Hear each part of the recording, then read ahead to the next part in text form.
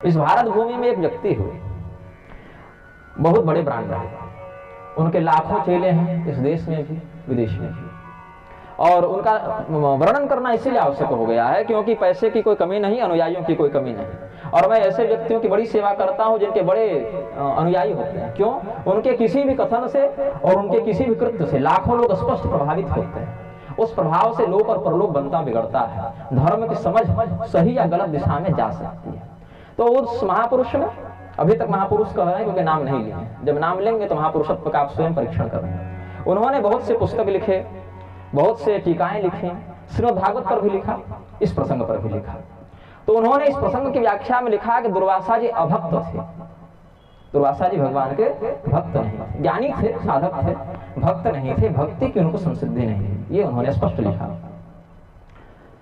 और जब उन्होंने इस्लाम पर लिखा, ईसाइयत पर लिखा, तो क्या लिखते हैं? ईसा मसीह और भगवान कृष्ण एक है, Christ is Krishna, Krishna is Christ, ये उन्होंने लिखा। दोनों में कोई भेद नहीं है, ईसा मसीह भगवान कृष्ण है, कृष्ण भगवान ईसा मसीह। जब इस्लाम पर लिखे, उन्होंने कहा कि पैगंबर और उनके द्वारा प्रवर्तित जो इस्लाम है वो वैष्णव भक्ति योग का उत्कृष्ट माध्यम है, ये उन्होंने अपना अनुभव लिखा, ये रिकॉर्डेड डॉक्यूमेंटेशन में है।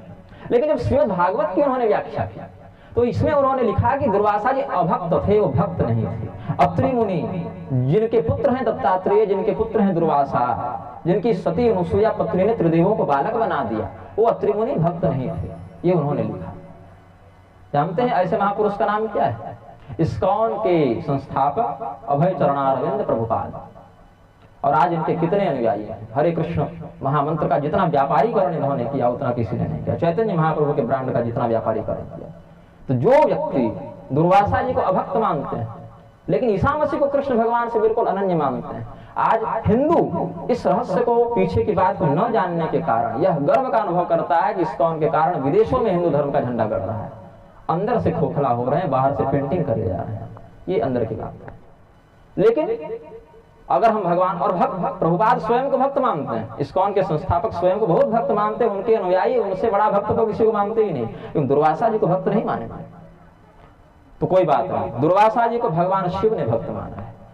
कृष्ण भगवान के चरित्र को बहुत अच्छे से ब्रह्म वैवर्त पुराण में बताया गया है। ब्रह्म वैवर्त पुराण को ये लोग भी प्रमाण मानते हैं कृष्ण विशिष्टता के कारण। और वहां पर 28 परम कृष्ण भक्तों की बात है, जिसमें एक भक्त के रूप में भगवान शिव ने दुर्वासा जी का भी नाम लिया है। लेकिन हिंदू क्या है? चकाचौंध के पीछे भागने वाला व्यक्ति। और ये मैं इसीलिए कह रहा हूं, ये प्रसंग कहने की इच्छा थी नहीं, लेकिन कहने की व्यवस्था क्यों हो गई।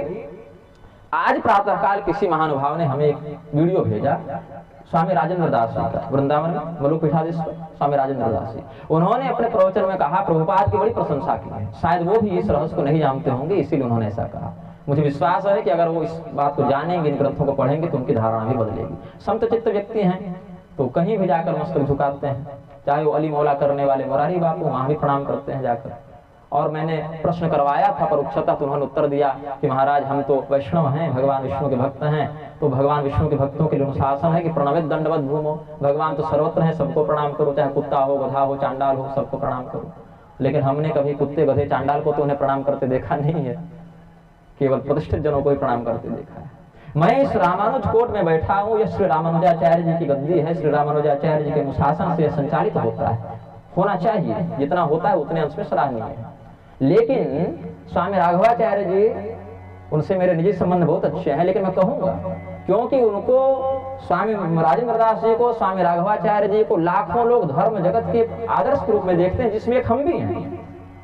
और अगर वो इस्कॉन जाते हैं, प्रभुपाद के गले में माला पहनाते हैं, उनको प्रणाम करते हैं, तो वहां पर अगर स्वामी राघवाचार्य जी का मस्तक झुकता है तो उनका नहीं झुका, जगत गुरु रामानुजाचार्य का मस्तक झुका, जो हम सहन नहीं कर सकते। आप व्यक्तिगत रूप से जाकर झुकाइए, कोई दिक्कत नहीं, लेकिन जिन ग्रंथों में भगवान शिव ने स्वयं दुर्वासा जी को भगवान का परम भक्त बताया हो, ऐसे दुर्वासा जी को अभक्त कहने वाले प्रभुपाद को अगर आप माला पहनाएंगे, उनको भगवान का भक्त बताएंगे और दुर्वासा जी को अभक्त सिद्ध करेंगे, स्वामी राघवाचार्य जी का मस्तक झुकेगा तो सनातन की हानि शायद न हो। व्यक्तिगत विषय हो सकता है, व्यक्तिगत संबंध हो सकता है, मैं इस जगत गुरु रामानुजाचार्य जी का मस्तक झुका हुआ नहीं देख सकता हूँ, यह मेरी व्यवस्था है, इसीलिए मैं बोलता हूँ। लेकिन बाजारवाद इतना दृढ़ हो गया है। कृपालु जी महाराज बहुत बड़े ब्रांड, लोग उनको एक प्रकार से भगवान का सीधे अवतार ही घोषित कर दिए हैं।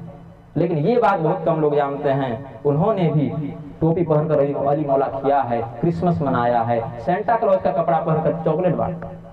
ऐसे तो जगत गुरु बनते रहेंगे तो संसार कहाँ जाएगा। जिस वृक्ष धर्म की चर्चा भी करना सभ्य जन उचित नहीं समझते, ऐसे लोग जगत गुरु बने घूम रहे हैं।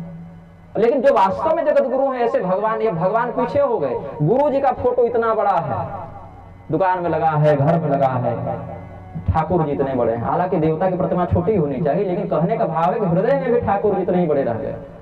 और अभी एक पीढ़ी में ठाकुर जी हैं, अगली पीढ़ी में वो भी चले जाएंगे, गुरु जी प्रधान हो जाएंगे।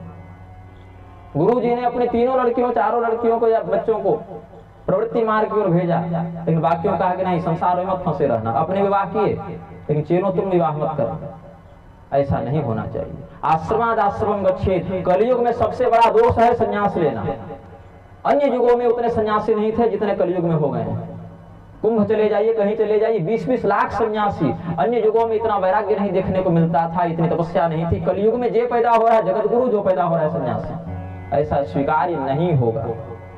धन बल से, जन बल से, बुद्धि चातुर्य बल से धर्म की परिभाषा नहीं होती है। धर्म की परिभाषा वेद सम्मत मर्यादा, वेद सम्मत श्रुति पुराण आदि के अनुशासन से होती है।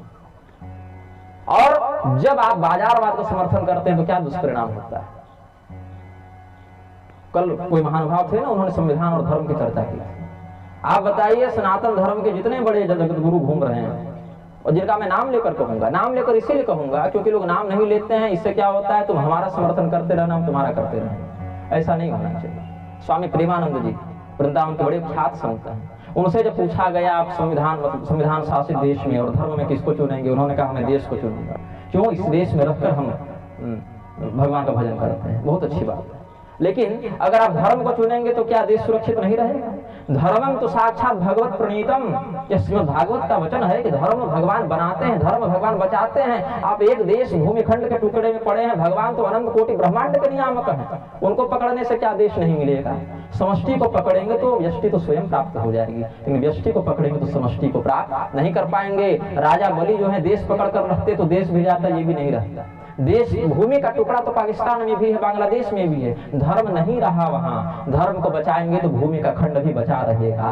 ये बात, और ये बात मुझे इसीलिए बोलनी पड़ रही है क्योंकि स्वामी राघवाचार्य जब इस्कॉन गए, भारत के एक व्यक्ति ने विरोध नहीं किया। बांग्लादेश से एक हिंदू ने मुझे मैसेज किया कि स्वामी राघवाचार्य जी पर इतनी आस्था, अगर वो ऐसा करेंगे तो हम लोग कहाँ जाएंगे। हम लोग, पता है बांग्लादेश में हिंदू धर्म को कैसे बचा कर रखे हुए हैं, कितना अत्याचार सहता है। एक व्रत करना होता है तो शंखनाद करने के समय थोड़ा आवाज नीचे रखते हैं, पता नहीं कौन गला काट के कब चला जाए। कथा नहीं सुन सकते भगवान की। ये बात, भगवान शिव की इतनी निंदा की गई, भगवती दुर्गा की इतनी निंदा की गई। इसी श्रीमद् भागवत में दक्ष प्रजापति को भगवान नारायण ने उपदेश दिया है कि जो हम हैं वही भगवान शिव हैं, जो भगवान शिव हैं वही हम हैं। लेकिन नहीं, भगवान शिव की पूजा करने वाले नरक जाएंगे, तामसी होता है, ऐसा उपदेश इस कौन करता है? और हम प्रसन्न क्यों हैं? अरे विदेश वाले भी हरे राम तो कर रहे हैं। ये प्रसन्नता का विषय नहीं, ये समझने का विषय है कि धर्म का आवरण लगाकर क्या परोसा जा रहा है।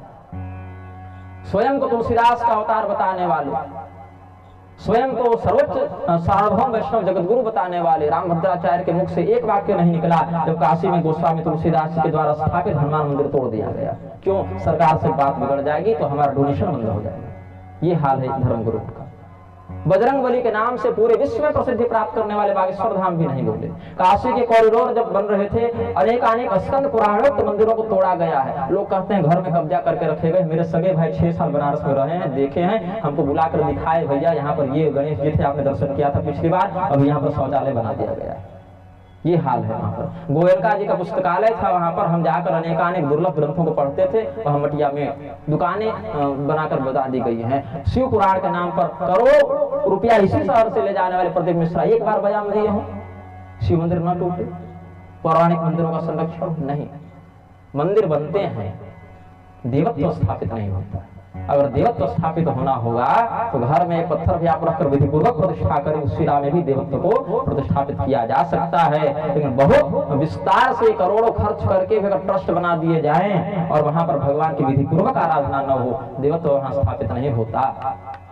वो बैटरी निकाल दें तो पूरा का पूरा संचार जो है समाप्त हो जाता है। उस ऊर्जा को बचाना चाहिए। इसीलिए मैं कहता हूँ शास्त्रीय और वेद मंत्रों को बदलने की बात तक अब आ गई। बागेश्वर धाम वाले हों चाहे रामभद्राचार्य, वेद के मंत्रों को बदलने का सामर्थ्य ब्रह्मा में नहीं है। अगर बदलने का प्रयास करें, शिव जी ने मस्तक काट दिया।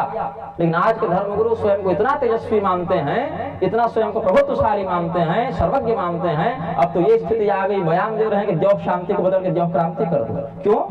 द्यौः आसो शिशानों के मंत्र नहीं है क्या? अगर क्रोध करना है, मन्यु सूक्त नहीं है और प्रतरत सूक्त नहीं है, वहां से आप धर्म की रक्षा कीजिए। लेकिन आप अगर यह कहेंगे हमारा विवाह नहीं हो रहा है, माता भी तो स्त्री है, उसी से कर लेते हैं, तो सभ्य समाज में स्वीकार नहीं होगा। वेद के जो मंत्र शांति के लिए है वो शांति में प्रयुक्त होंगे, जो क्रांति के लिए है वो क्रांति में प्रयुक्त होंगे। लेकिन ये दुस्साहस, ये निर्लज्जता कहां से उत्पन्न हुई कि वेद के मंत्रों को बदलने की बात हो गई। रावण राक्षस था लेकिन वेद के मंत्रों को बदला नहीं उसने। वेद के पदपाठ का दृष्टा ऋषि है वो, भले राक्षस था। और ऐसी लंका का शासक था जहां रोज गौ हत्या हो रही है, कहीं महिष मांस धेनु खरज खल निशाचर भक्त चाहिए, लेकिन वेद के मंत्रों को बदलने का दुस्साहस उसने भी नहीं किया। इस समाज में किस श्रेणी में रखा है?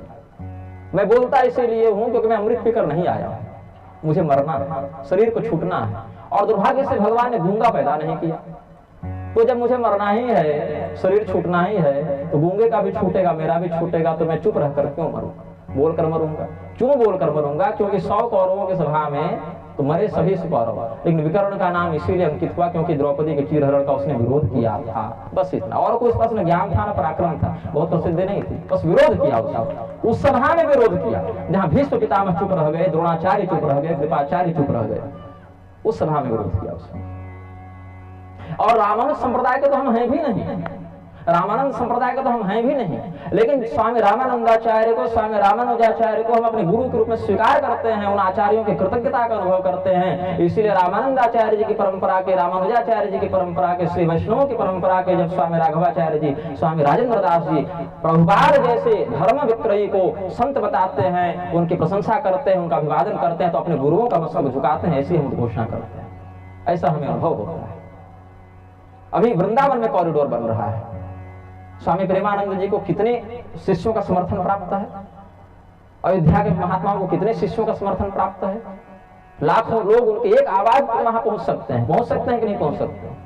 हमने अपने एक किडनी का नाम राधा, एक किडनी का नाम कृष्ण रख दिया, ठीक है, भगवान की कृपा होगी आप पर, हम प्रणाम करते हैं उस कृपा को। लेकिन जब वृंदावन के लोग कहे कि महाराज कॉरिडोर बन रहा है, इतने पुराने मंदिर टूट रहे हैं, ये सब धरोहरें नष्ट हो रही हैं, उन्होंने उत्तर दिलवाया जो हमें सूचना प्राप्त हुई कि नहीं हम तो राजनीतिक रूप से इसमें कुछ नहीं कर सकते। कोई भी व्यक्ति जो चमत्कारी है, सिद्ध है, सत्ता से सीधे क्यों नहीं टकराता है? सुधार तो वहां से होगा ना। अरे भृगु जी को सत्ता से टकराना पड़ा, वेद को उन्होंने दंडित किया, तब जाकर पृथु जैसे योग्य शासक आए यहाँ पर। भगवान परशुराम ने महेश्मती पर आक्रमण करके सहस्रार्जुन को शोधित किया, जो शुद्ध शासन की व्यवस्था यहाँ पर दृढ़ होगी। बीमारी जहां है वहां से न कीजिएगा, सड़न हाथ में है, अब यहाँ मेहंदी लगाए जा रहे हैं, यहाँ से न चिकित्सा प्रारंभ कीजिएगा मूल से, तब कोई बात होगी। उस पर किसी का ध्यान नहीं। अवधेशानंद इतने बड़े महामंडलेश्वर क्या कहते हैं, प्यारी कुरान, आदरणीय बाइबल, वेद जो है वही कुरान है, वही बाइबल है। इन लोगों से आप क्या धर्म रक्षा की अपेक्षा कीजिएगा? पर स्त्री का दर्शन करना भी काम भाव से जहां पर दंडनीय बताया गया है, उस ग्रंथ को, उस ग्रंथ से, उस किताब से आप तुलना कर रहे हैं जहां पर दूसरे की स्त्री का बलात्कार करना सवाब बताया गया है। ऐसा स्वीकार नहीं किया जा सकता। आप मरेंगे तब भी जब चुप रहेंगे, मरेंगे तब भी जब बोले जाएंगे, और परलोक में आपके कर्म के आधार पर ही निर्णय लिया जाएगा। महाभारत के युद्ध में 9 वर्ष के लक्ष्मण भी मरे, दुर्योधन पुत्र लक्ष्मण, और 1000 वर्ष के बाहली भी मरे, 16 वर्ष का अभिमन्यु भी मरा। अवस्था से कोई अंतर नहीं होता, पराक्रम से कोई अंतर नहीं होता। जटायु जी पूरे जीवन में कुछ किए हो न किए हो, सही समय पर बोले, प्रतिकार किए, यश बढ़ा। भीष्म पितामह चाहे जो किए हो आगे पीछे, लेकिन एक उस घटना के कारण आज भी उनको कहा जाता है कि आपके रहते द्रौपदी का चीरहरण कैसे हो रहा था। ये अवसर है जीवन का, समय है, उसको पकड़िए। एक व्यक्ति का एक निर्णय पूरे परिवार को, पूरे समाज के उत्थान या पतन की ओर कहीं भी ले जा सकता है। चाहे वो पारिवारिक स्तर पर आप देखें, चाहे आप उसे सामाजिक स्तर पर देखें, चाहे राजनीतिक स्तर पर देखें। ये बात स्वयं धर्म की मर्यादा का पालन न करने वाले लोग धर्मरत्न बने घूम रहे हैं। एक सामान्य हिंदू जो धर्म की मर्यादा का सम्मान करता है, जानता नहीं, श्रद्धा रखता है, कोई जानकार बता दे तो पालन करता है। ऐसे आप सामान्य हिंदू अगर घर में कोई निकट संबंधी मर जाए, सूतक मांगते हैं, मुंडन इत्यादि करते हैं कि इधर छोड़ दिए, करते हैं ना। हाँ, देवकी नंदन के घर में 10 साल से कोई नहीं मरा है क्या? हम तो नहीं देखे उन्होंने कभी मुंडन कराया था। दाढ़ी साफ हो रही है, मूछ साफ हो रही है, मेकअप हो रहा है, लेकिन न देवकी नंदन का मुंडन हो रहा है, न चिन्मयानंद का मुंडन हो रहा है। और हमने तो यह भी सुना, एक व्यक्ति ने बताया अपने पिताजी की मृत्यु पर मुंडन नहीं कराया, और नहीं कराया चलो ठीक है, हो सकता है फैशन ट्रेंड में नहीं कराया हो, लुक खराब हो जाता है। हमने कराया ना, फोटो तो मेरा ही लगा है। लोग कहे महाराज आप तो बड़े कुपोषित लग रहे हैं। हमने कहा कि हर व्यक्ति लगता है, अवस्था है, शरीर है, बदलेगा। मैं व्रत करता हूँ, उपवास करता हूँ, मुझे बादाम का हलवा खिलाने वाले चेले नहीं है, तो मेरा शरीर नहीं बढ़ रहा है, हम क्या करें। लेकिन अंतिम संस्कार तो सबका होना है। और देवकी नंदन को धर्म रत्न की उपाधि दे दी गई शंकराचार्य स्वामी स्वरूपानंद जी के द्वारा। विदेश गमन करने वाले पातकी को ही अपने, जहां तक सूचना है, पिता का सूतक तक न मानने वाले और महिला कथावाचकों का तो कभी रजो धर्म ही नहीं होता। उनका तो अलग अलौकिक वो डाउनलोड होकर पैदा हुआ। अप्सरा है क्या है पता नहीं, इंद्र की ब्रह्महत्या उनको लगी थी कि नहीं। महिला कथावाचकों को तो हमने आज तक नहीं देखा कि भाई मेरा रजो धर्म होने वाला, इस कथा को हम निरस्त करते हैं, कभी नहीं। क्या विज्ञान उनका हो तो वही लोग जाने, मैं तो पुरुष हूँ भाई। ये अपवित्रता जो व्याप्त हो रही है, व्यास पीठ है, इसको वेश्यालय बना रखा है लोगों ने। यहाँ पर बैठेंगे, यहाँ पर जो मन माने, इंद्रदेवेश्वरानंद डाउनलोड हो गया है इधर से। अपने पैरों पर तुलसी दल चढ़वाए, अपने पैरों पर स्वस्तिक बनवाए, और उनसे ज्यादा तो हिंदू जो है वह पतन का मार्ग प्रशस्त कर रहा है कि महाराज आप हमारे बाप, आप हमारे माँ, आप हमारे चाचा, आप हमारे गुरु, जो आप हैं सो वही। और संत निंदक हम, मैं बोल देता हूँ, मैं चापलूसी नहीं कर पाता हूँ। मैं स्वामी राघवाचार्य जी के मंच पर गया हूँ, वो भी हमारे मंच पर आने का अनुग्रह किए, उनके गुरु जी भी हमसे बहुत प्रेम करते हैं, हम भी बहुत सम्मान करते हैं। लेकिन जब बोलने की बात आएगी तो मैं उस बात को प्रधानता दूंगा जो यमराज के यहाँ लिखी जा रही है, क्योंकि वहां किसी व्यक्ति की पैरवी नहीं चलेगी। यमराज कहेंगे ये धर्म है, ये तुम्हारा कर्म है, मिलाओ, अनुकूल बनता है तो बढ़िया, नहीं बनता है तो मार खाओ। उस बात का ही मात्र अस्तित्व में महत्व है, उसी को प्रधानता दीजिए, और किसी बात का महत्व नहीं है। जिन देवताओं के नाम पर रामभद्राचार्य हो, चाहे प्रेमानंद जी हो, चाहे देवकी नंदन हो, जब पूछा जाए संविधान और धर्म में किसको चुनेंगे, किसी की हिम्मत नहीं कह दें कि संविधान चुनेंगे। और उनके साथ टीवी पर जो डिबेट में बैठा रहता है, ऐसा व्यक्ति स्पष्ट एक लाइन में बोलता है कि मुझे अगर संविधान और कुरान में चुनना होगा, कुरान को चुनेंगे एक बार में, बिना कोई झिझक के। प्रेरणा लो उससे भाई, कम से वेद व्यास जी इसके लिए रखे थे कि आप धर्म को जो लोक परलोक बनाने में समर्थ, उसके सामने एक ऐसे संविधान को आप मान्यता दे रहे हैं जो हर 10 साल में अपना पूरा का पूरा कलेवर बदलता घूम रहा है। अभी जो वर्तमान स्वरूप है वो हो सकता है कल रहे न रहे। आप जितना संभव है, जितना नैतिकता का अनुसरण कर सकते हैं उतने में पालन कीजिए, कोई दोष नहीं। लेकिन अगर धर्म के साथ उसकी तुलना की बात आ गई तो इसमें स्वीकार नहीं किया जा सकता। हमारा यह मत जो है, ऋषि महर्षियों की तुलना में किसी भी व्यक्ति को प्रधानता नहीं दी जा सकती। ऋषि महर्षियों की प्रज्ञा, उनकी तपस्या, उनका अध्ययन, उनका बलिदान, उनका उपकार इतना अधिक है, इतना महान है। आप पगड़ी पहनकर ऊपर देखेंगे उनके कीर्तिमान को तो पगड़ी गिर जाएगी, वो कम नहीं होंगे। हमें कृतज्ञता का अनुभव करना चाहिए और लज्जा का अनुभव करना चाहिए कि हम कहां से आए हैं परंपरा में, उस परंपरा को कहां ले जा रहे हैं। ये हमारा आपका कर्तव्य है इस पीढ़ी में। आगे आने वाली पीढ़ी किस प्रकार से अपने मार्ग को प्रशस्त करेगी, और उनके लिए छोड़िए, अपने लिए स्वार्थपूर्ण विचार कीजिए। आप जब परलोक जाएंगे तो खाएंगे क्या, श्राद्ध पिंड तर्पण तक आपके बच्चे नहीं करेंगे। आप कर रहे हैं अपने पूर्वजों का। आपके पूर्वज भूखे प्यासे हैं, आपको भी भूखे प्यासे रहना होगा। मैंने तो अपने घर में कह दिया पिताजी, अपने पिताजी को, पिताजी आप अपना श्राद्ध अपने जीवित रहते करें। भले मेरे पिताजी की दृष्टि में मैं योग्य पुत्र में आता हूँ, लेकिन मैं कलयुग का पुत्र हूँ, अजामिल बन सकता हूँ, हो सकता है बन जाए, हो सकता है मेरी बुद्धि भ्रष्ट हो जाए। हम आपका तिरस्कार कर बैठे, माया है, हम भगवान थोड़ी हैं, सर्वज्ञ थोड़ी हैं, हो सकता है हम कल पथभ्रष्ट हो जाए। भगवान की माया का ऐसा चक्र चले, कल मंच पर बहुत गाली दे रहा था सबको, चलो ऐसी माया करते हैं, आज शराब की बोतल पकड़ा देते हैं इसको, हम क्या कर लेंगे भगवान की माया के सामने। तो पिताजी आप अपने उद्धार का मार्ग स्वयं प्रशस्त करें। हाँ, हम आपके जाने के बाद जो हमारी क्षमता है, ज्ञान है, उससे आपका संपूर्ण और कृत्य करेंगे, लेकिन हमारे भरोसे मत रहिए।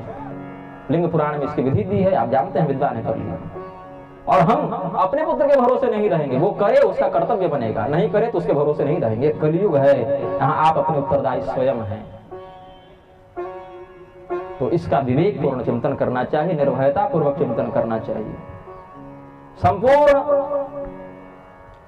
असुरों की सभा में विभीषण जी की क्या क्षमता थी, पराक्रम की दृष्टि से देखें या वैभव की दृष्टि से देखें, बोले और भरी पूरी लंका छोड़कर निकल गए। विदुर जी भरा पूरा हस्तिनापुर छोड़कर निकल गए। क्यों? उनको प्राण का भय नहीं था, उनको सम्मान का भय नहीं था, उनको सबका भय था, लेकिन इससे कहीं बड़ा उनको धर्म का भय था। अनुशासन का भय था, उसको स्वीकार करना चाहिए। ये सनातन धर्म चापलूसी से नहीं बना है, निष्ठा से बना है, निर्भयता से बना है, त्याग से बना है, समर्पण से बना है, उसको जीवन में धारण करना चाहिए। भगवान दुर्वासा, जिनको भगवान महादेव कृष्ण भगवान का परम भक्त बता रहे हैं, ऐसे भगवान कृष्ण के परम भक्त, भगवान कृष्ण स्वयं को दुर्वासा जी का शिष्य बता रहे हैं। प्रभुपाद बोले नो, ऐसा नहीं हो सकता। दुर्वासा जी अभक्त थे, उनको भक्ति का मर्म नहीं पता, तो भक्त हम क्यों? हम ईसा मसीह और कृष्ण में तो एकत्व देख पाते हैं, लेकिन शिव जी और कृष्ण भगवान में एकत्व नहीं देख पाते। आपको हजारों वीडियो ऐसे मिल जाएंगे यूट्यूब पर जहां इस्कॉन वाले क्या प्रचार कर रहे हैं, Christ is Krishna and Krishna is Christ. लेकिन अगर कहो कि शिव और कृष्ण एक, नहीं, शिव जी छोटे देवता है, कृष्ण भगवान बड़े। और भगवान नारायण क्या कह रहे हैं? जो महादेव है वो मैं हूं, जो मैं हूं महादेव। भगवान की बात पर विश्वास करें, ऋषियों की बात पर विश्वास करें, एनजीओ की बात पर विश्वास मत करें।